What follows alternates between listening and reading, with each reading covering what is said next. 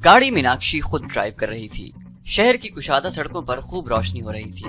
दूर नजदीक शहर की ऊंची नीची इमारतों में भी रोशनियां झिलमिला रही थी। मीनाक्षी अगर अपने बाप से मेरा तारुफ एक पहुंचे हुए जैनी भगत के रूप में करवाती है तो उसका उसके बाप पर इतना असर नहीं पड़ सकता था जितना असर इस तरह पड़ता कि अगर मुझे मीनाक्षी के बाप की भी दो एक खुफिया बातें मालूम होती। इस बारे में सिर्फ चंद्रिका ही मेरी मदद कर सकती थी।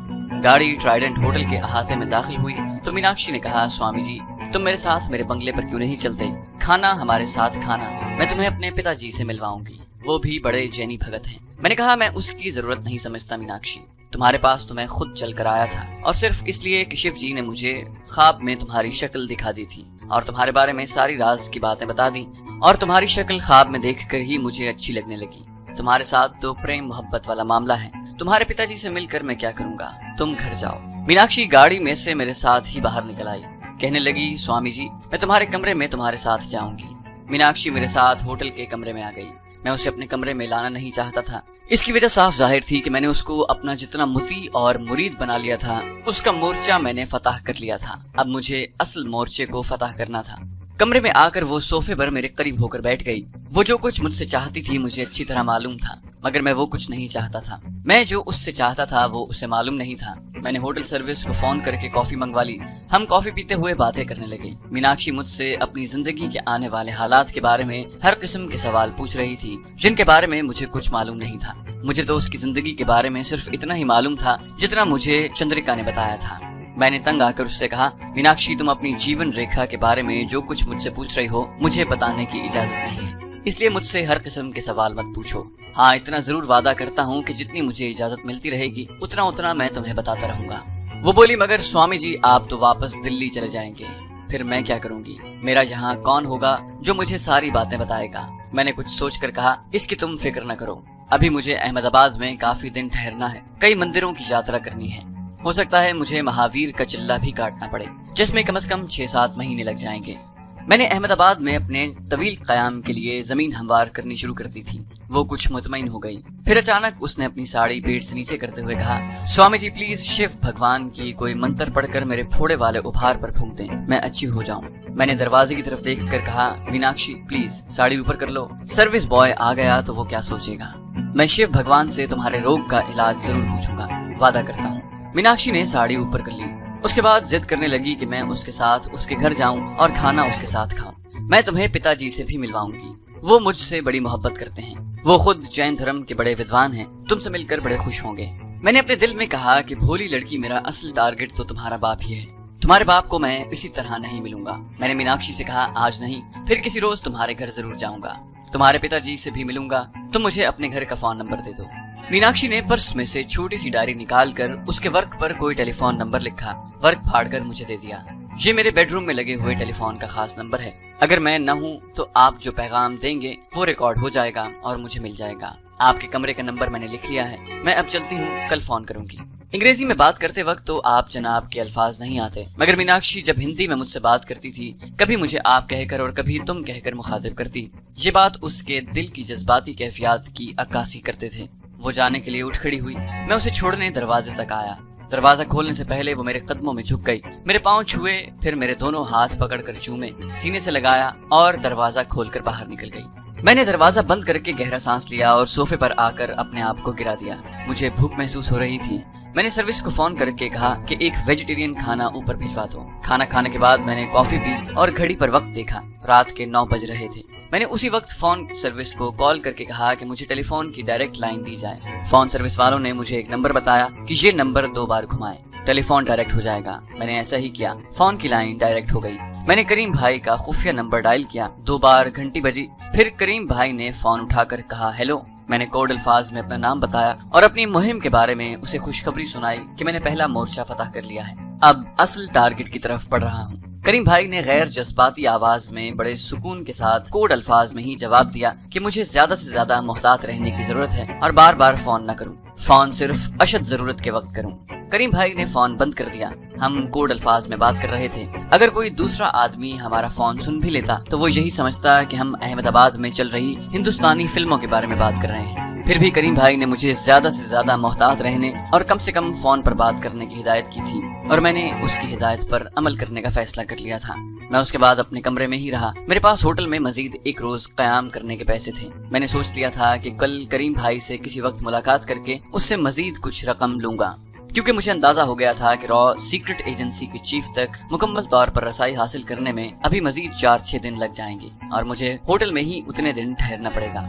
रात के 11 बजे तक मैं अपने बिस्तर पर लेटा रहा, अंग्रेजी अखबार का मुताला करता रहा। असल में मुझे हवाई मखलूक चंद्रिका का इंतजार था। मैं उससे रॉ के चीफ मिस्टर पांडे की जिंदगी के कुछ खुफिया राज मालूम करना चाहता था।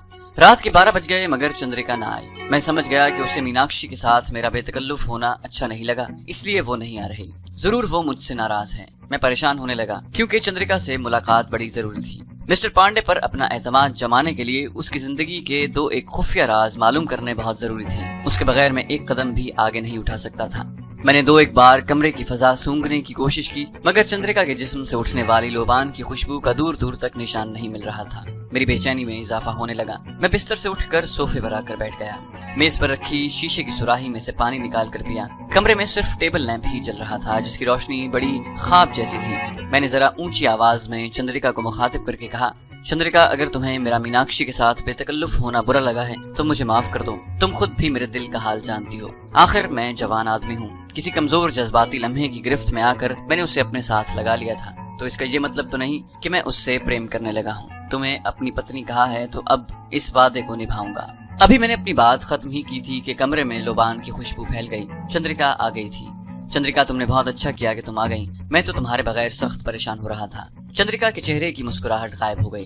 कहने लगी, इसलिए कि तुमको अभी मुझसे गरज है, मुझसे मतलब है। जब तुम्हारा मतलब निकल जाएगा तो तुम मुझे छोड़ दोगे, लेकिन मैं तुम्हें उस वक्त तक नहीं छोड़ूंगी जब तक मुझे यकीन न हो जाए कि तुम मेरे पुरखों की जन्मभूमि पर तबाही लाने की कोशिश में लगे हो। अभी वो वक्त नहीं आया। अभी मैं तुम्हें अपना पति ही समझती हूँ, तुमसे प्रेम करती हूँ और यही प्रेम मुझे बार बार खींच कर तुम्हारे पास ले आता है। मैंने खिसियाने होकर कहा, तुम्हारा शुक्रिया। अच्छा, अब मेरी प्रॉब्लम यह है कि चंद्रिका ने मेरी बात काटते हुए कहा, मैं जानती हूँ तुम्हारी प्रॉब्लम क्या है। तुम मीनाक्षी के बाप मिस्टर पांडे की जिंदगी के कुछ खुफिया राज मालूम करना चाहते हो। मैंने खिसियाना सा होकर कहा, हाँ, मैं यही चाहता हूँ। प्लीज मुझे उस शख्स की जिंदगी के 1-2 ऐसे राज बता दो कि जब मैं उन्हें जाहिर करूँ तो जीडी पांडे मेरे पाँव पर गिर पड़े। चंद्रिका का चेहरा मजीद संजीदा हो गया।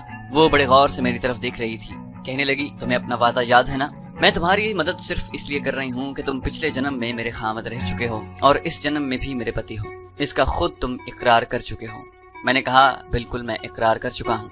चंद्रिका ने कहा, और तुमने मुझे वचन दिया है कि तुम बीवी होने की हैसियत से मेरी एक ख्वाहिश जरूर पूरी करोगे। मैं इस वक्त अपने टारगेट पर अटैक करने के लिए बेताब था। टारगेट मेरे सामने था और उसके रास्ते का पहला कला मैंने फतह कर लिया था। मुझे चंद्रिका की क्या परवाह थी।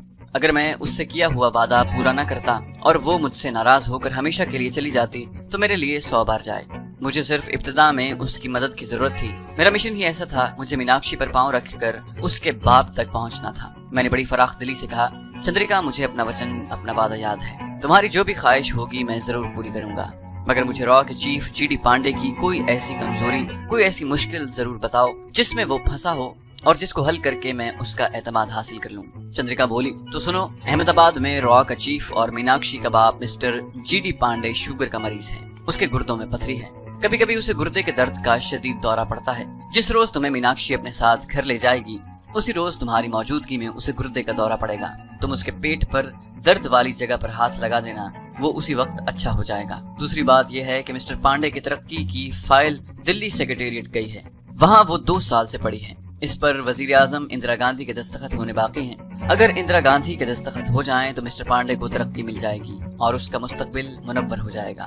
तुम उसे कोई भी तारीख दे देना और कह देना कि फलां तारीख को तुम्हारी फाइल इंदिरा गांधी के दस्तखतों के साथ वापस आ जाएगी और तुम्हें तरक्की मिल जाएगी। मैं तुम्हारे लिए ये काम खुद दिल्ली जाकर इंदिरा गांधी के दिल में दस्तखत करने का ख्याल डालकर फाइल पर दस्तखत करवा लूंगी। बस इसके सिवा मैं तुम्हारे लिए मिस्टर पांडे के सिलसिले में कुछ नहीं कर सकती। मैंने कहा, तुम्हारा शुक्रिया, मेरे लिए यही बहुत है, आगे मैं खुद संभाल लूंगा। चंद्रिका सोफे पर से उठ खड़ी हुई। मैं भी उठ खड़ा हुआ। उसने मेरा हाथ अपने हाथों में लिया, फिर उल्टे कदमों पीछे हटते बंद दरवाजे के पास जाकर मेरी नजरों से गायब हो गई। मैं बड़ा खुश था। मेरी बेचैनी दूर हो गई थी। चंद्रिका ने रॉ के चीफ को काबू में लाने के लिए मेरे हाथ में तुरुप के 2 पत्ते दे दिए थे। उसके बाद मैं इत्मीनान से सो गया। दूसरे रोज दिन के 10 बजे के करीब मैंने करीम भाई को खुफिया नंबर पर फोन किया और कहा कि आपसे मुलाकात बहुत जरूरी है। उसने कहा, 1 घंटे बाद वीरान क्वार्टर में आ जाना, और उसने फोन बंद कर दिया। मैं 1 घंटे बाद शहर से बाहर रेलवे लाइन के करीब जो हमारा खुफिया क्वार्टर था और जिसके तहखाने में मेरी कमांडो जासूसी का सारा सामान पड़ा था, वहाँ पहुँच गया। करीम भाई वहाँ पहले से मौजूद था। मैंने उसे चंद्रिका से अपनी रात वाली मुलाकात के बारे में कुछ न बताया। मीनाक्षी से जो मुलाकात हुई थी उसकी पूरी तफसील सुना दी और कहा, मीनाक्षी के जरिए अब मैं रॉ के चीफ से मिलने वाला हूँ। मुझे पूरी उम्मीद है कि मैं इस शख्स को अपना मुरीद बनाने में जरूर कामयाब हो जाऊंगा। करीम भाई ने पूछा, इस वक्त तुम्हें मुझसे क्या काम है? मैंने कहा, मुझे शायद ट्राइडेंट होटल में मजीद कुछ रोज कयाम करना पड़े। मेरे पास इस वक्त तुम्हारी दी हुई रकम में से होटल का सिर्फ 1 दिन का किराया बाकी है। मुझे कुछ और रकम की जरूरत है। करीम भाई बोला, मजीद रकम तुम्हें तुम्हारे होटल में पहुंच जाएगी। तुम शाम को 4 और 5 बजे के दरमियान अपने कमरे में ही रहना। एक लड़का तुम्हारे लिए फूलों का गुलदस्ता लाएगा। उसी गुलदस्ते के अंदर एक लिफाफा होगा। लिफाफे में कुछ रुपए होंगे। मैंने करीम भाई का शुक्रिया अदा किया तो वो बोला, शुक्रिया की कोई बात नहीं, तुम्हें अपने मिशन की कार्रवाई तेजी से आगे बढ़ानी चाहिए।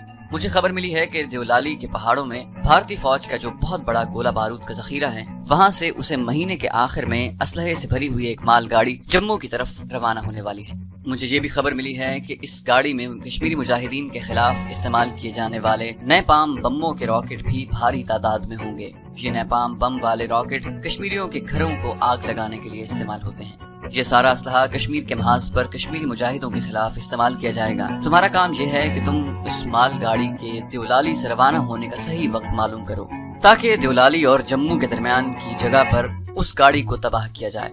मैंने कहा, मैं ये मालूम कर लूंगा, आप बेफिक्र रहें। करीम भाई ने कहा, मैं बेफिक्र रहूं या न रहूं, तुम्हें हर हालत में कश्मीरियों के खिलाफ इस्तेमाल होने वाले गोला बारूद की गाड़ी को रास्ते में तबाह करना है। मैंने पुरअज़्म लहजे में कहा, मैं अपने दुश्मन को भी पहचानता हूँ और अपने फर्ज को भी। मुझे इस बात की ट्रेनिंग दी गई है। मैं अपनी जान खुदा के सुपुर्द करके इस्लाम, पाकिस्तान और कश्मीरी मुजाहिदों की जंग लड़ने यहाँ आया हूँ। कश्मीरी मुजाहिदीन के खिलाफ इस्तेमाल होने वाले गोला बारूद की मालगाड़ी जम्मू नहीं पहुँच सकेगी। करीम भाई ने अपने कोट की जेब से चाबी निकाल दी और कहा, यह क्वार्टर के खुफिया तहखाने की चाबी है। अगर तुम्हें दिल्ली शेर अली को या कश्मीर के महाज पर कमांडो शेरवान को रेडियो ट्रांसमीटर पर कोई पैगाम देना पड़े तो यहाँ आ जाना, मगर इस बात का खास तौर पर ख्याल रखना कि तुम्हारा कोई पीछा न कर रहा हो। मैंने चाबी ले ली। करीम भाई उसके बाद अकेला ही चला गया। उसके जाने के बाद मैंने क्वार्टर का दरवाजा बंद करके ताला लगाया और अहमदाबाद से दिल्ली जाने वाले रेलवे लाइन की तरफ से होकर शहर की तरफ रवाना हो गया। एक चौक में से टैक्सी ली और अपने होटल में पहुंच गया। होटल में आया तो मालूम हुआ कि मीनाक्षी का दोबारा फोन आ चुका है। उसने एक नया फोन नंबर लिखवाया था कि मैं आते ही उसे उस नंबर पर फोन कर लूं। मैंने उसे फोन किया तो वो मिलने को बेचैन थी। कहने लगी, मैं अभी आ रही हूँ, बड़ी जरूरी बात करनी है। मैंने बज़ाहिर मसरूफियत का उज़र पेश किया मगर वो ना मानी और बोली, मेरे गुरुदेव मैं आ रही हूँ, और उसने फोन बंद कर दिया। कोई 10 मिनट बाद वो होटल में मेरे कमरे में थी। आते ही उसने झुककर मेरे घुटनों को हाथ लगाया और हाथ बांध कर कहने लगी, स्वामी जी आप कहाँ थे? मैंने कई बार फोन किया मगर आप न मिले। मैंने कहा, स्वामी नारायण जी के मंदिर में दर्शन करने गया हुआ था, आओ बैठो। वो मेरे पास ही सोफे पर बैठ गई। उसने बड़े भड़कीले नीले रंग की रेशमी साड़ी पहन रखी थी। जूड़े में मोती के बजाय रजनीगंधा के फूल सजे हुए थे। लिबास से एक नए विलायती परफ्यूम की लपेटें उठ रही थी। कहने लगी, मैंने पिताजी के आगे आपका जिक्र किया तो वो आपसे मिलने को बेचैन है। कहने लगे, ऐसे अंतर्यामी स्वामी जी से मिलकर मुझे बड़ी खुशी होगी। मैंने पिताजी को सब कुछ बताया कि किस तरह आपने मेरी खुफिया बीमारी पहचान ली और मुझे गाड़ी की गुमशुदा चाबियां भी ला कर दे दी।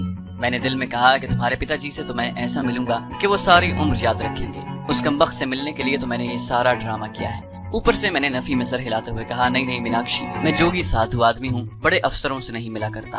तुम्हारे पास तो इसलिए आ गया कि शिव जी भगवान का इशारा मिला था कि तुम्हारे पास जाऊं और तुम्हें ये खुशखबरी सुनाऊं। तुम एक रोज हिंदुस्तान की बहुत बड़ी डांसर बनने वाली हो। मीनाक्षी ने बड़ी अकीदत से मेरा हाथ अपने हाथों में ले लिया। स्वामी, कल तो आपने कहा था कि आप मेरे घर जरूर आएंगे, फिर आज क्यों इनकार कर रहे हैं? मैंने कहा, वो तो मैं सिर्फ तुम्हारी खातिर तुम्हारे घर जाने को कह रहा था। मीनाक्षी की आंखों में आंसू आ गए। कहने लगी, स्वामी जी प्लीज मेरे पिताजी को अपने दर्शन जरूर दें। उनको शुगर की तकलीफ है, गुर्दे में भी पथरी है। आज गुर्दे में थोड़ी थोड़ी दर्द हो रही है, वरना वो तो मेरे साथ ही आते। मैंने दिल में कहा, मेरी ख्याली बीवी और हवाई मखलूक चंद्रिका ने अपना काम करना शुरू कर दिया था और मिस्टर पांडे के गुर्दे पर हमला कर दिया था। मैंने कहा, अच्छा तुम्हारी खातिर मैं शाम को तुम्हारे पिताजी से मिलने चला जाऊंगा। मीनाक्षी बड़ी खुश हुई। उसने मेरे दोनों हाथों को चूम लिया और उसके साथ आंखें लगाईं और कहा, मैं शाम को लेने खुद आऊंगी। वो चली गई। शाम तक मैं अपने कमरे में ही पड़ा रहा। मुझे मालूम था कि शाम को 4 और 5 बजे के दौरान करीम भाई का भेजा हुआ कोई लड़का मेरे लिए मजीद रकम लेकर आ रहा है। ठीक 4:30 बजे मेरे दरवाजे पर दस्तक हुई। मैंने दरवाजा खोला तो बाहर एक लड़का हाथ में फूलों का गुलदस्ता लिए खड़ा था। गुलदस्ते के गिर्द सुर्ख रंग का कागज लपेटा हुआ था। उसने मुझे नमस्कार किया और कहा, सर ये आपके लिए है। मैंने लड़के को 5 रुपए इनाम दिया और गुलदस्ता लेकर दरवाजा बंद कर दिया। गुलदस्ते का कागज जल्दी से उतार कर फूलों को अलग किया तो उसके अंदर एक नीले रंग का लिफाफा छुपा हुआ था। लिफाफा खोला तो उसमें 4000 रुपए के करेंसी नोट थे। होटल में मेरा 1 दिन और 1 रात का किराया पूरा हो चुका था। मैं उसी वक्त नीचे गया और मजीद 24 घंटों के लिए कमरा बुक करवा लिया। 5:30 बजे मीनाक्षी गाड़ी लेकर पहुंच गई। मैं उसके साथ गाड़ी में बैठकर उसके पिताजी से मिलने चल पड़ा। मीनाक्षी का बंगला शहर के अमीर तरीन इलाके में वाक़ था। बहुत बड़े बाग में बना हुआ ये बंगला 2 मंजिला था। बाग में किस्म किस्म के मौसमी फूल खिले हुए थे। ऊंचे ऊंचे पुराने दरख्त थे। जैसे ही गाड़ी पोर्च में जाकर खड़ी हुई, एक वर्दी पोश मुलाजिम ने आगे बढ़कर दरवाजा खोल दिया। मीनाक्षी मुझे साथ लिए बंगले के खूबसूरत और कुशादा ड्राइंग रूम में से गुजरकर अपने पिताजी के कमरे में ले गई। ये उसके बाप का बेडरूम था। मैंने कमरे में दाखिल होते ही देखा कि बेडरूम में रोशनी हो रही है। डबल बेड वाले पलंग पर एक भूरी भूरी मूछों वाला एक पुख्ता उम्र का आदमी, जिसकी तौन खुली हुई है, पलंग के तकियों से टेक लगाए नीम दराज था। मुझे देखते ही वो मेरे खैर मकदम के लिए उठने लगा तो मैंने कहा, नहीं नहीं, आप क्यों तकलीफ करते हैं, आप बीमार हैं, आराम से लेटे रहिए। ये इस्लाम और पाकिस्तान का दुश्मन, कश्मीरी मुजाहिदीन का कत्लेआम करने वाला मिस्टर गौतम दास पांडे था। पाकिस्तान दुश्मन सीक्रेट सर्विस रॉ के अहमदाबाद वाले हेड ऑफिस का चीफ और मेरा असल टारगेट। मीनाक्षी की जबानी उस तक मेरी सारी कारगुजारी पहले ही पहुंच चुकी थी।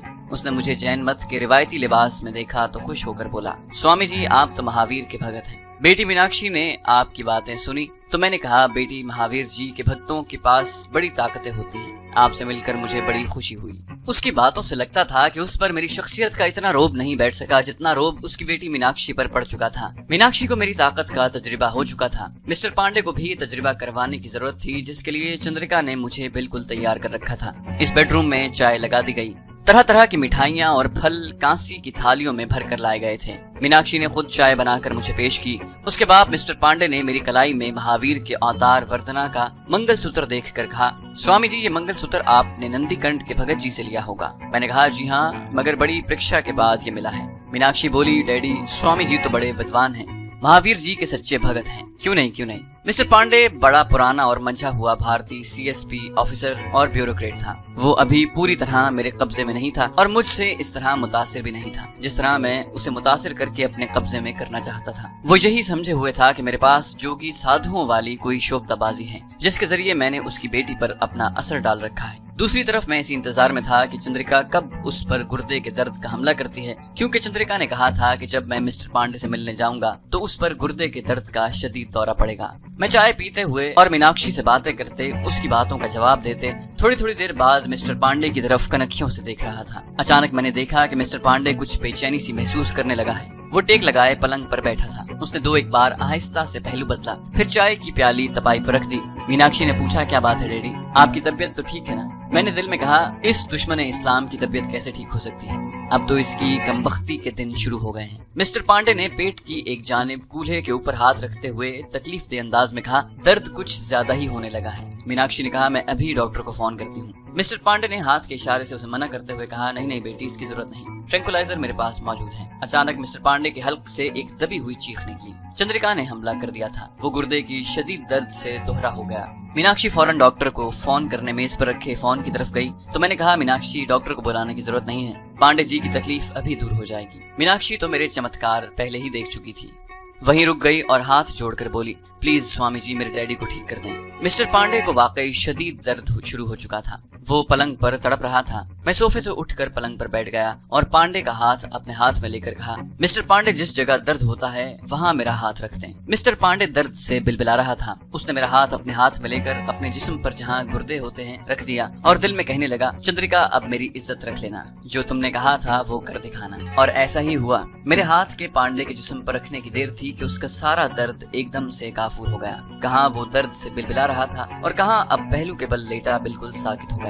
उसे यकीन नहीं आ रहा था कि इतना शदीद गुर्दे का दर्द सिर्फ एक आदमी के हाथ लगाने से कैसे खत्म हो सकता है। मैंने कहा, मिस्टर पांडे उठकर बैठ जाएं, आपकी तकलीफ खत्म हो गई है। वो आहिस्ता से सीधा हुआ। जब उसने देखा कि वाकई दर्द बिल्कुल जाता रहा है तो वो बिस्तर पर जरा सा ऊपर होकर पलंग की पुश्त से टेक लगाकर बैठ गया और मेरी तरफ एहसानमंद और हैरान परेशान नजरों से देख रहा था। कहने लगा, स्वामी जी आपने तो कमाल कर दिया, जरा सा भी दर्द बाकी नहीं रहा। मैंने कहा, पांडे जी मुझे आपके लिए स्वामी हरिनाथ जी के मंदिर में जाकर एक चिल्ला करना पड़ेगा, उसके बाद आपको गुर्दे का दर्द सारी जिंदगी नहीं होगा। पांडे बड़ी आजिज़ी और अकीदत के साथ मेरी तरफ देख रहा था। मीनाक्षी की खुशी की इंतहा न रही थी। वो कहने लगी, डैडी मैंने न कहा था कि स्वामी जी तो अंतर्यामी गुरु हैं। पांडे अब उठकर बिल्कुल ठीक ठाक होकर बैठ गया था। कहने लगा, स्वामी जी मेरे गुर्दे में 3 पत्थरियां हैं, सारी तकलीफ इन पत्थरियों की वजह से है। डॉक्टर कहता है मुझे शुगर बहुत ज्यादा है, ऑपरेशन खतरनाक साबित हो सकता है। मैंने कहा, मिस्टर पांडे आप घबराइए नहीं, मैं आपकी सारी पत्थरियां खत्म कर दूंगा। मैं ये काम एकदम नहीं करना चाहता था। मैं चाहता था कि वो मेरे नीचे लगा रहे और उसे मेरी जरूरत महसूस होती रहे। अब वक्त आ गया था कि मैं तुरुप का वो दूसरा पत्ता निकालूं जो मुझे चंद्रिका ने दिया था। मैंने पांडे से कहा, जरा मुझे अपना हाथ दिखाएं। उसने अपनी भद्दी सी फूली हुई हथेली बड़े इश्तियाक और अकीदत के साथ मेरे आगे कर दी। मुझे इस हथेली पर सिवाय बेकार किस्म की लकीरों के और कुछ भी नजर नहीं आ रहा था। मैंने बड़े माहिर हाथ देखने वालों की अदाकारी करते हुए उसकी हथेली को इधर उधर से दबाकर देखा और कहा, अपना हाथ पीछे कर लें, मुझे जो देखना था देख लिया। मीनाक्षी ने पूछा, गुरुदेव आपने क्या देखा है, कुछ हमें भी बताइए। मैंने अपनी तवज्जो पांडे की तरफ कर ली और उसकी तरफ घूर कर देखने लगा। मैंने पूछा, पांडे जी आपकी तरक्की की फाइल ऊपर प्रधानमंत्री के सेक्रेटेरिएट में गई हुई है। पांडे ने फौरन कहा, हाँ जी गई हुई है, मगर 2 साल हो गए हैं वहीं पड़ी है। दरअसल वहाँ मेरा एक दुश्मन बैठा हुआ है, वो फाइल को दबाए हुए है। सिर्फ उस पर इंदिरा जी के दस्तखत होने हैं। एक बार दस्तखत हो जाएं तो मेरा बेड़ा पार हो जाएगा। मैं जिस जगह बैठा हूँ उस पोस्ट पर पक्का हो जाऊंगा और मेरी तरक्की भी हो जाएगी। मीनाक्षी ने मुझसे इल्तिजा करते हुए कहा, प्लीज गुरुजी मेरे डैडी का काम कर दें, आप तो सब कुछ कर सकते हैं। मैंने आहिस्ता आहिस्ता सर हिलाते हुए बड़ी शान बेनियाजी से कहा, हो जाएगा, सब काम हो जाएगा, थोड़ा वक्त लगेगा, उसके लिए मुझे एक खास चिल्ला करना पड़ेगा। पांडे ने मेरी खुशामद करते हुए कहा, स्वामी जी आप जितनी रकम कहेंगे मैं आपकी खिदमत में पेश कर दूंगा, प्लीज आप चिल्ला शुरू कर दें, ये मेरी जिंदगी और मेरे मुस्तकबिल का सवाल है। मैंने कहा, मैं अभी आपको कुछ नहीं बता सकता, वैसे इतना जरूर विश्वास दिलाता हूँ कि अगर मैंने चिल्ला किया तो आपकी फाइल पर इंदिरा गांधी जी फौरन दस्तखत कर देंगी। पांडे बहुत खुश हुआ, कहने लगा, आप धन है, बस आज से मुझे भी अपना भगत समझें, जो हुक्म करेंगे उसे फौरन पूरा करूंगा। मैं यही चाहता था। मिस्टर पांडे का इसरार था कि मैं होटल छोड़कर उनके बंगले में आ जाऊं। कहने लगा, ऊपर पूरा पोर्शन खाली पड़ा है, आप जब तक अहमदाबाद में हैं हमारे यहाँ तशरीफ ले आएं, ये हमारे बड़े भाग होंगे। मीनाक्षी ने भी इस ख्वाहिश का शिद्दत से इजहार किया। मुझे मालूम था कि मैंने होटल के कमरे का किराया अगले 24 घंटों के लिए अदा कर दिया हुआ है। मैंने कहा, कल शाम को सोच कर बताऊंगा। मीनाक्षी मुझे छोड़ने मेरे होटल तक आई। जाने से पहले मेरे घुटनों को छूकर हाथ बांध कर बोली, स्वामी जी आप हमारे घर आ जाएंगे तो हमारी सारी तकलीफें, सारे कष्ट दूर हो जाएंगे। मैंने कहा, मैं कल सोच कर बताऊंगा। कहने लगी, मैं कुछ नहीं जानती, मैं कल 5 बजे शाम आपको लेने आऊंगी, आप तैयार रहिएगा। वो चली गई।